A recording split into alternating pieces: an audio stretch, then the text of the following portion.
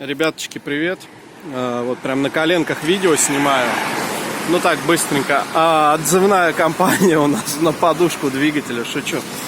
Я снимал про подушку двигателя, как я туда линолеум засунул. Вот, я его сейчас вытащил. Не видно, но говорю как есть.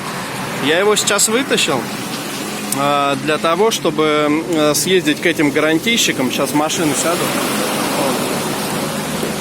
Чтобы съездить по гарантии, ну, заменить эту подушку. И что заметил, и хочу об этом сказать вам. Заметил то, что на 2000 оборотах, вот когда у меня стоял линолеум, на 2000 оборотах появлялся такой, знаете, вот, ну, есть у русских машин такой полусвист, такой, как он, писк, полувой мотора, именно мотора. Вот. И когда вот эта подушка у меня стояла, подушка, господи, линолеум вот этот стоял, я его прям вчера буквально снял, потому что скоро к официалам поеду.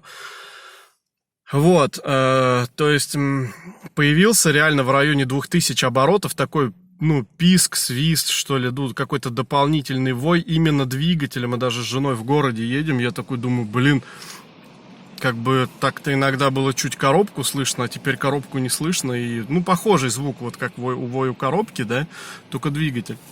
Вот, и, скорее всего, это просто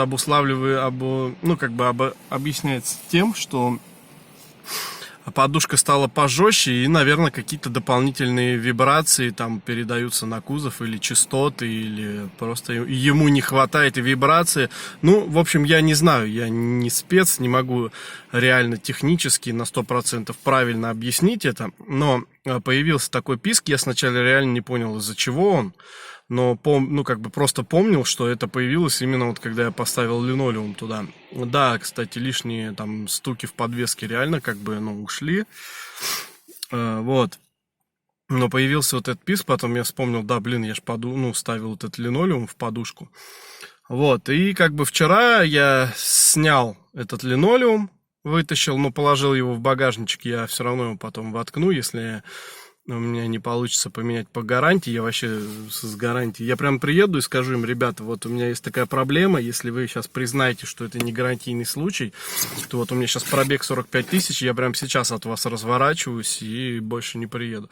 Вот, но я вас уверяю, ребят, я не знаю, как где, кто в регионах, да, но я 100% вам скажу, в Москве очень ценят тех, кто ездит на гарантию, и очень боятся потерять вот этих клиентов.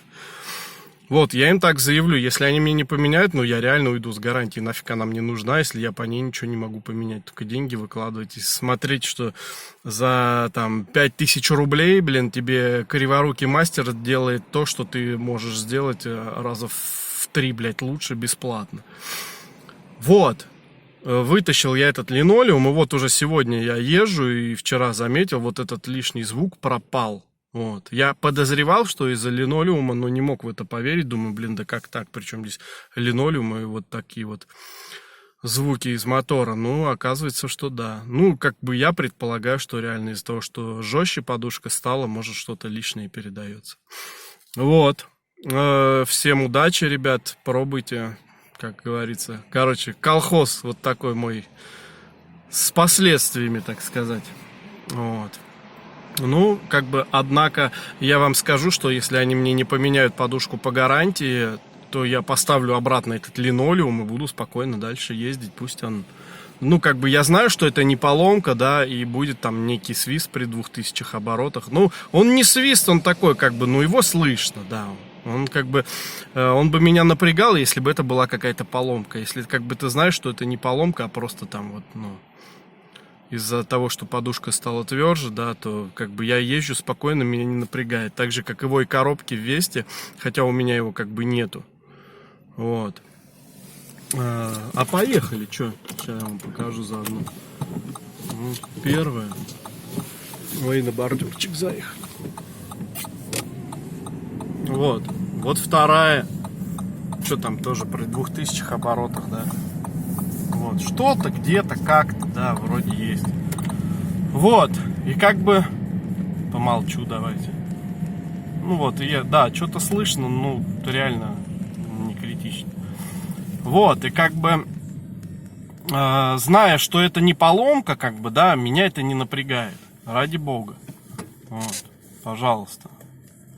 Вон у меня 43 тысячи. Вот, то есть меня это не напрягает. Если бы это была поломка, да, базара нет. Как бы ездишь, слышишь и думаешь, что каждый раз все хуже и хуже.